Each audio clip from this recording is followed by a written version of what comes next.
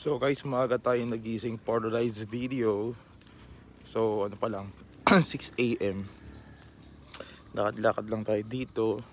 Maganda kasi dito guys kapag once naglakad ka sa umaga. O diba? Ganyan siya. Tapos ito yung pinanggalingan ko. Maririnig nyo talaga dito yung mga huni ng ibon. Alam mo yun, yung para naririnig mo lang siya sa mga reels pero dito maririnig mo talaga yung mga huni ng ibon.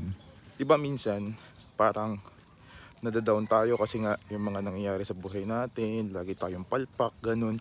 Pero minsan yung mga small thing na binibless natin ni Lord, pag natutunan natin tong i-appreciate, super blessed pala natin, no? Sisipan mo ngayon yun, may naririnig ka, may nakikita ka. Yung iba nga walang pandinig, walang paningin. Pero tayo to, diba? Meron tayong nakikita, meron tayong naririnig. At isa na yun sa mga blessing ni Lord. Yun, i-appreciate lang natin yung mga maliliit na bagay. Doon natin marirealize na super blessed na pala natin. Kaya always be thankful. Small thing man yan.